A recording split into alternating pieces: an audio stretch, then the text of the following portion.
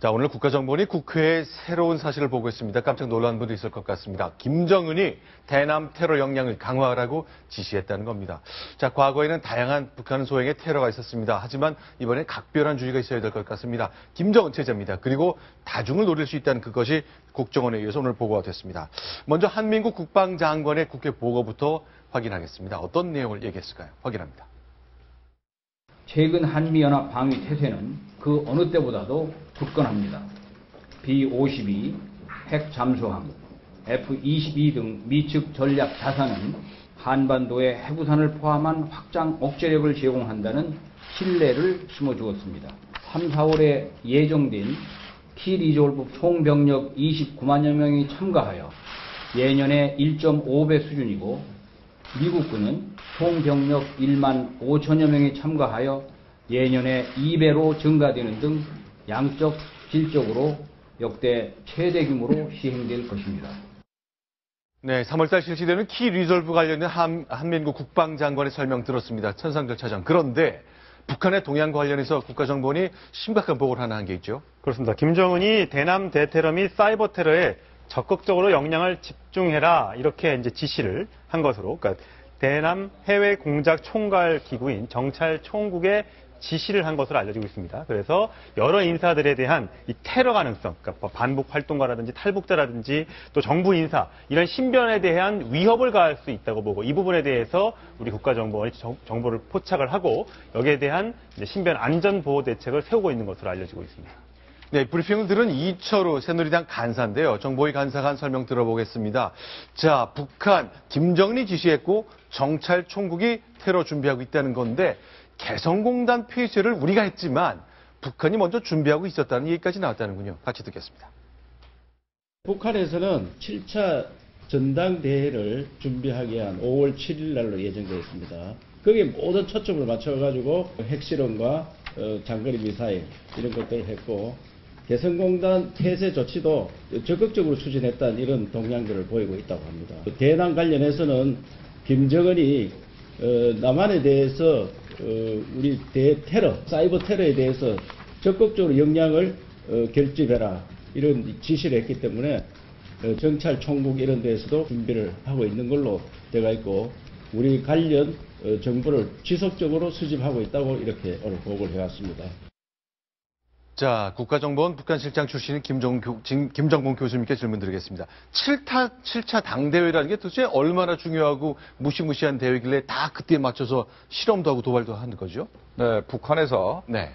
가장 그 권력기구에서 높이 있는 것이 바로 당대회입니다. 네. 그러니까 수령이 되려고 해도 네. 당대회에서 이렇게 결정을 해서 선출해야 되는데 네. 김정일이는 당대회 없이 그냥 추대 형식으로 돼서 네. 조금 정통성이 떨어지고 네. 김정은도 마찬가지입니다. 그래서 네. 당대회를 당대회를 통과해야만 명실상부한 최고 권력자가 되는 것이고 네. 그 7차 당대회에서 네.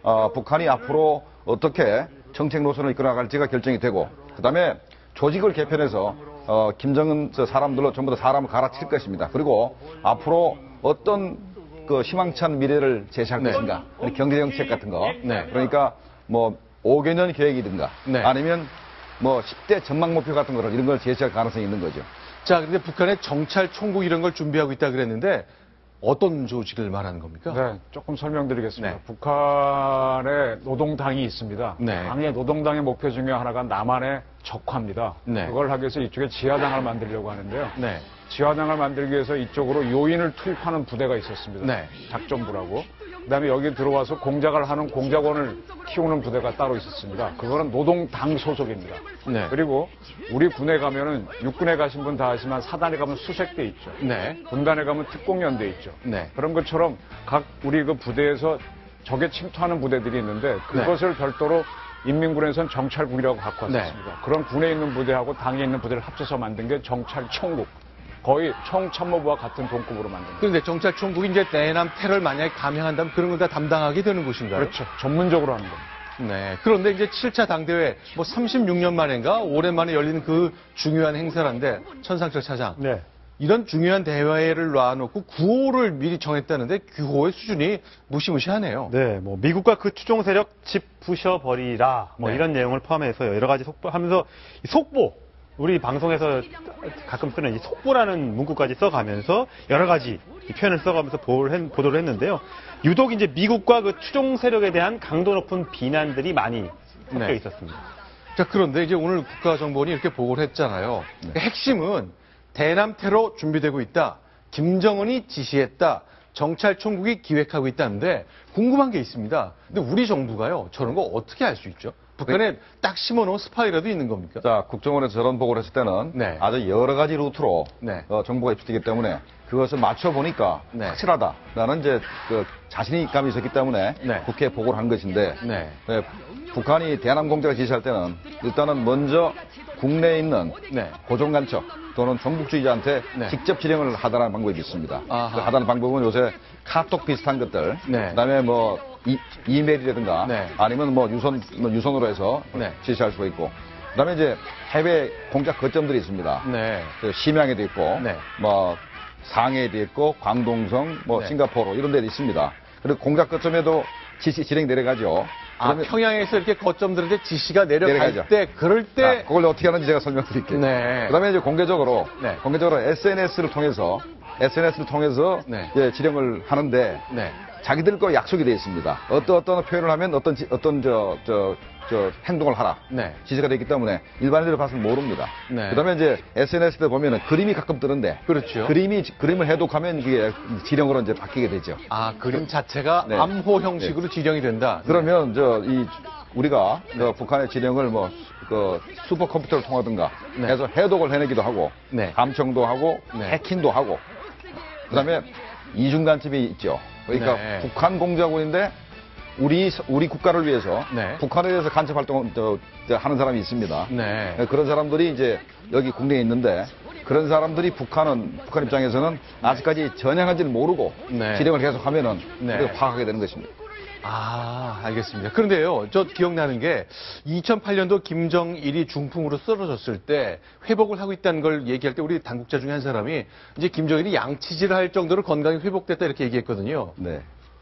그런 정도로 깊숙이 들어가 있는 것인지 참 궁금하기도 한데요. 글쎄 뭐 저는 뭐 국정원을 근무는 안 하고 국정원을 들여다보기만 좀 노력했는데요. 네. 이중 공작원 얘기하셨는데 제가 쓴 기사 중에 하나 이중 공작원 수기를 쓴 적이 있습니다. 아, 이중공정원에 직접 수기를 썼어요, 자기가? 그분이 얘기한 걸 제가 사진도 아. 공개하면서 그분 이름 밝혀서 쓴 적이 있는데 거기에서 노무현은 자기네들이 어떻게 관리했고 이재호는 어떤 대상이었다 그런 얘기를 한 적이 있고요. 지금 지난번에 장성택이 처형됐었죠. 네네. 장성택이 처형됐다는 거를 발표하기 전에 우리 국정원이 먼저 발표했었거든요. 네. 남재준 국정원장이 그랬었죠. 국회에 와서 제가 쭉 들어가 보니까 네. 이거 공개할까요? 네. 왜 북한 이메일도 보도만요. 그래서 잠깐만요. 굉장히 다시 한번. 자신을 갖고 공개했는데 그래도 네네. 혹시나 했는데 딱 맞아서 자축을 했다 그러더라고요. 잠깐만, 다시 한번 정리하겠습니다. 지금 처음 듣는 얘기를 해주셨는데, 자, 장성택 처형된 게 벌써 언젠가요? 재작년 12월이었잖아요. 2014년 12월이었는데, 2013년 12월이죠. 12월이니까 벌써 2년 좀 더 지난 일인데, 우리가 북한의 발표에 앞서서 국가정보원이 국회에 보고했는데, 파악한 것이 이메일이었다고요? 저는 그렇게 알고 있습니다. 다시 한번 그 얘기를 좀 자세히 좀 얘기해 주세요. 그 이상은 좀 공개하기, 저도 뭐 더 이상 들어가면은 제 취재원이 공개될 건 곤란한데. 네, 그 내용만 다시 한번 좀 설명해 주세요. 예. 장성택이가 처형됐다는 판단을 할 수 있는 자료들을 우리가 모아가지고 갖고 있다가 네. 국정원장에 가서 국회에서 먼저 그런 설명을 했고, 그 다음에 북한이 발표하게 되죠. 그래서 네. 지금 많은 사람들이 우리의 정보 능력이 좀 딸린다 그러는데, 네. 제가 국정원에 한번 가본 적이 있습니다. 네. 그래서 훈련하는 거 같이 취재해본 적이 있는데, 거기 가서 보니까요. 네. 조금 이런 얘기를 말씀드리겠습니다. 가장 세다고 하는 조직 중에 하나가 이스라엘 모사드입니다. 그렇죠. 모사드하고 싸우는 조직들이 중동의 여러 나라들이 있죠. 네. 보니까 우리 국정원하고 모사드하고 이렇게 협약 맺고 사진이 붙어 있고요. 네. 조금 더 가니까 중동 국가의 정보기관하고 한 것도 있더만요. 네. 네.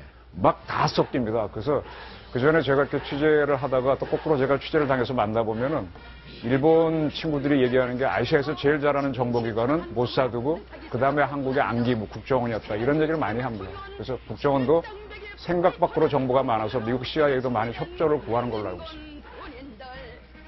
이메일로요. 이제 결국 저 북한도 자신들의 이렇게 장성택 처형 내용을 이메일로 여기저기 전파하고 하는 과정에 우리가 그걸 중간에 간파할 수 있는 그런 기술이 있나 보군요. 그러니까 자기들도 보안 메일을 쓰고 하기 때문에 네네. 뭐 그냥은 뭐 감청이 힘들 수 있는데 네. 아까도 얘기했습니다만은 뭐 슈퍼컴퓨터를 동원해서라도 네. 해독을 해냅니다. 이게 네. 그러니까 노력을 삽으로 살을 넘기는 만큼 네. 노력을 해야지 이게 이루어질 수 있습니다. 아니요. 삽으로 산을 옮길 수 있는 만큼의 노력을 해야 그럼요. 예. 중요한 정보 하나가 나온다. 그럼요. 네. 알겠습니다. 그런데 이제 우리 정보기관도 파악하기를 이제 김정은의 지시에 따른 대테러 가능성 고민을 많이 한다 그러는데 일단 과거의 사례를 보면 실제로 암살하고 그런 일들이 있잖아요. 아주 대표적인 사례가 이한영 씨 피살 사건이죠. 제가 이한영 씨는 좀 옛날 얘기 좀 하나 말씀드릴게요. 이한영 씨가 성혜림 조카로서 한국에 와 있다는 특종은 월간조선의 우정찬 기자가 있습니다. 네. 제가 굉장히 좋아하는 선배인데 네. 그때 우리 신동아가 한 방을 먹었죠. 네.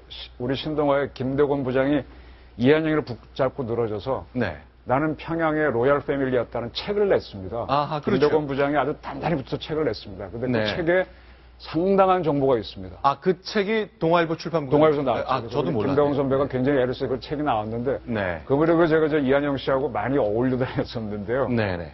이한영 씨 피살되던 날 97년도에 제가 깜짝 놀랐습니다. 네. 왜냐하면 그 전날 그때는 핸드폰 없고요. 네. 삐삐 시절인데 내가 삐삐 쳤거든요. 네. 그래서 그날 저랑 만나서 술 먹고 놀았으면 안 죽거나 아니면 저도 죽었을 겁니다. 아, 이한영 씨를 그날 만나기로 돼 있었다는 얘기입니까? 아니, 제가 좀 불러내서 같이 놀려고 삐삐 네. 쳤는데 답이 안 왔거든요. 네. 근데 그날 죽었다고 그 다음날 아침에 뜨길래 깜짝 놀랐었는데 네. 그때 이제 북한이 했다고 발표가 됐었죠. 네. 자, 그러면 이한영 씨 직접 좀 만나서 교류도 해보셨겠습니다만 지금부터 이한영 씨가 지금 여기 관계에서 보시듯이 피살된 이한영 씨의 어머니는 성혜랑 씨고 그 여동생 성혜림 씨가 김정일의 부인이었죠. 네. 자, 이런 관계 때문에 그 한국 땅으로 온 뒤 대단히 중요한 인물이었고 그 지금 얘기한 그 난 로얄 패밀리였다는 그 책 자체에 많은 정보가 담겨 있었습니다.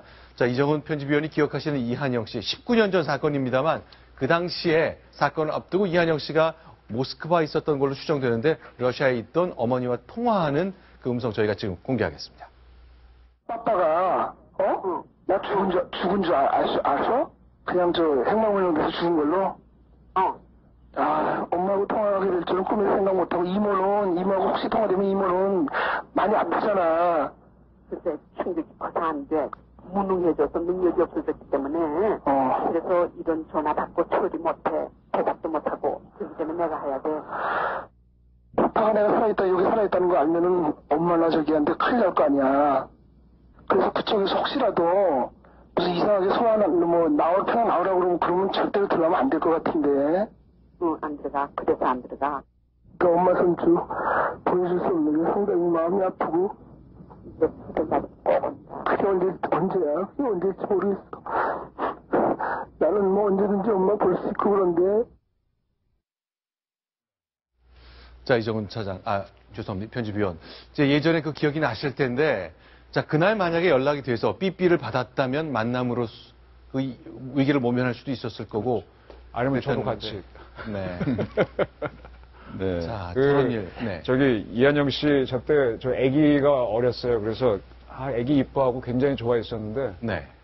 그때 저 양반이 많이 공개했죠. 많이 네. 공개했고 참고로 그때 저 이한영을 데려올 때 안기부에서 굉장히 애를 상당한 공작을 했었거든요. 네. 그래서 저기에 대해서 해외 네. 공작기관이 평가한 거는 네. 김정일의 처조카를 데려오고 네. 그다음에 노동당의 제일 센 게 총비서고 그다음에 비서잖아요. 비서가 네. 황장엽이죠. 황장엽을 데려온 한국 국정원이 네.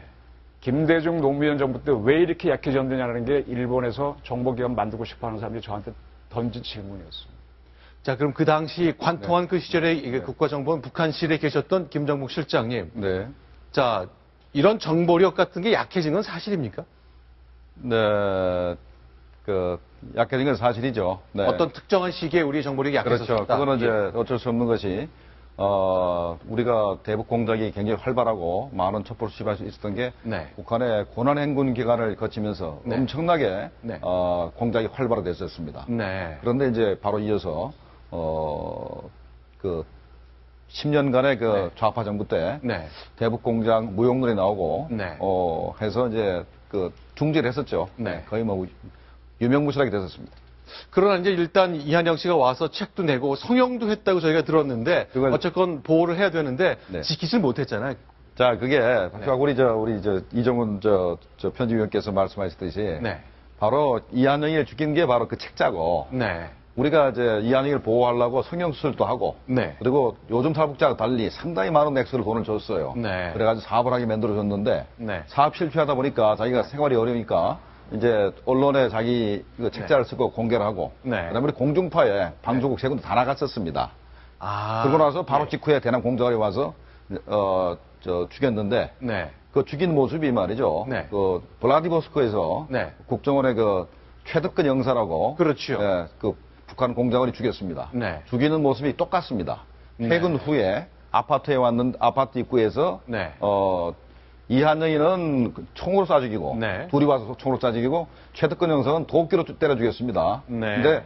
근데 도끼하고 권총만 차이겠지. 네. 죽이는 수법은 똑같았습니다.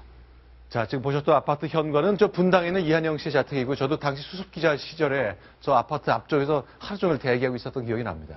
자기 자가가 아니고 누구 집이었죠. 저때 아마 돈이 없어서 집도 절도 없었을 거예요. 네. 그런 걸로 알고 있습니다. 참고로요. 네. 제가 이제 한동안 공작에 대단히 관심이 있어서 추적을 좀 많이 했었는데 네. 그러다 보면 우리 쪽에서 투입하는 공작원도 만난 적이 여러 번 있습니다. 네. 그래서 어제도 마침 만난 분이 뭐 조선족 상인들과 같이 두만강 압록강 넘어가서 쭉 찍어오고 제가 네. 그분을 통해서 한번 입수했던 게 청진에서 우리가 보낸 쌀을 네. 인민군이 관리하는 동영상을 찍어왔었습니다. 우리가 보낸 인도적 지원인 쌀을 인민군이 관리하더라. 그때가 김대중 정부 네. 때입니다. 그래서 그 사진을 동영상을 그 친구가 요 배꼽에다가 이렇게 렌즈 있는 걸 갖고 와서 쭉 찍어 갖고 와서 네. 그거를 좀 팔아달라 그랬어요. 왜냐하면 자기 비용이 많이 들었거든요. 국정원은 네. 그때 그런 거 전혀 못하게 하고 관심도 안 가질 DJ 때니까. 그래서 네. 그거를 좀 상당히 비싼 가격을 요구해서 제가 일본 후지 TV에 연결을 하면서 네. 우리도 몇 개 동아일보에 사진을 썼었는데 네. 이제 그런 역할을 하신 분들이 있거든요. 네. 그분들이 그때 하신 얘기가 특히 이제 YS 정부 때 많이 했는데 농담 삼아 네. 연병가는 대한항공기 타면은 반이 아는 얼굴이다. 그러한 목적으로 서로 암묵적으로 간다 할 정도로 활발하게 했는데 네. 그게 10년 사이에 다 무너졌던 겁니다. 자, 그러면요. 이한영 씨 굉장히 안타까운 사연이지만 벌써 19년이 흘렀고요. 그 후에 이제 황장엽 씨가 1997년에 망명한 이후에 다양한 일들이 있었습니다. 관련된 얘기도 좀 봤는데 일단 뭐 황장엽 선생이 돌아가신 과정은 뭐 암살이라고 볼 가능성은 없는 거 아닙니까? 다만 우리가 좀 더 보호를 했고 건강을 좀 챙겼으면 하는 그런 생각은 있는 건데 네. 자, 다만 북한이 끊임없이 노렸던 것만큼 사실인가요? 맞죠. 끊임없이 노렸죠. 네. 그러니까 네. 김정일이가 황당의 목을 따오라고 네. 여러 그 공작원을 보냈는데 네. 가장 우리가한테 잡힌 거는 네. 2개 공작조, 네. 2인 공작조, 2개 공작조가 네, 네. 잡혀가지고 현재 실형을 살고 있는데 네, 네. 두 번째 공작조는 네. 뭡니까? 황장엽 씨가 사망한 이후에 잡혔습니다. 아하. 그러니까 죽을지를 모르고 이제 공작원을 보냈던 거죠. 그러니까 김정일이는 뭐라 그랬냐면 네. 황장엽 씨가 편안히 침대에서 누워서 죽게 만들어서는 안 된다. 네. 반드시 목을 따오라라고 해서 이제 공작원을 이제 2인 2개조를 보냈었죠. 자, 그러면요. 지금 말씀하신 대로 황장엽 선생이라면 김일성과 함께 주체사상을 만들었다는 걸로 돼 있고 사실 김일성은 잘 몰랐다고 한 것이지만 이런 분이 이제 최고위층이 이제 한국에 망명했기 때문에 가만두지 않겠다는 건데 자, 황장엽 선생이 편하게 잠들지 못하도록 하라는 김정일의 지시가 있었다는 것도 우리가 다 파악하는 겁니까? 그렇죠. 그건 뭐 바로 그 지시를 받은 공작원들이 와서 얘기를 했으니까 그건 정확한 얘기입니다. 진술을 했군요. 물론 뭐 그전에도 우리 국내에 있는 종북 인사들이 네. 황장엽 씨한테 네. 황장엽 사진을 네. 피를 묻혀놓고 네. 도끼를 보내고 한 사건이 한 2건 있었습니다. 네. 그 양반들도 실형을 선고받고 1년 이상씩 형을 살았죠. 자, 그러니까 자, 북한이 우리 후방 테러한다는 거 우리 정부가 계속 걱정스럽게 얘기를 하는 건데 많은 분들이 설마 그렇겠어? 라고 생각할 수도 있거든요. 그러나 실제 이런 일들이 벌어진다는 것. 그런데 이렇게 아주 정치적으로 또 민감한 분들을 대상으로 한 것이 아니라 일반 정치인들이나 언론인이냐 탈북자 이런 분들도 타겟이 되고 있다는 얘기를 우리 정부가 설명을 내놓고 있거든요. 그동안 여러 차례 우리 정부 당국자들한테 뭐 식칼이 배달된다거나 그런 적도 있었잖아요. 그렇죠. 가능합니다. 네. 이걸 분명히 아셔야 되는데 저는 88년부터 즉 노태우 정부가 들어서는 다음부터 기자를 했습니다. 따라서 네.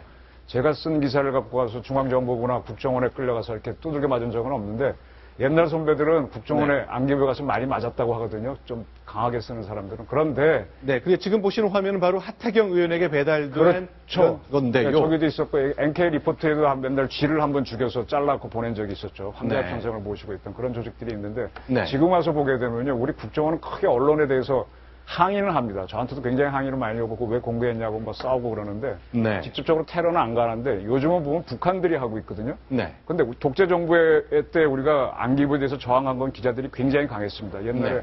중앙일보에 오홍근 부장 이 정보사에 테러 당했을 때 굉장히 우리가 반발을 하고 그랬는데 지금 네. 북한이 언론인을 대상으로 테러를 할 조짐이 있고요. 네. 그 전에 월간조선의 조갑재 선생이 네. 그 이선실 사건을 쐈었을 때 그분 테러한다고 해서 한동안 네. 경찰이 붙고 엄호한 적이 있거든요. 그런 것들이 벌어지고 있는데 왜 한국 언론들은 네. 또 다른 독재 정부인 북한의 네. 노동당에 대해서는 강하게 저항을 하지 않는지 이건 네. 진짜 우리 언론사 깊이 생각해봐야 될 문제입니다. 알겠습니다. 자, 우리 정부 오늘 이제 국가정보를 통해서 국회에 보고를 했습니다. 테러 획책되고 있고 후방 테러 역시 걱정이고 역시 오늘 청와대가 직접 브리핑한 거 보니까 테러 방지법 국회가 빨리 좀 처리해달라. 테러의 시발점이 되는 것 정보를 더 파악해야 된다는 그 법 처리, 법 통과 호소를 해놓은 것 다시 한번 볼 수 있었습니다. 자, 오늘 국가정보원의 국회 보고 내용 일단 이렇게 정리해 보겠습니다.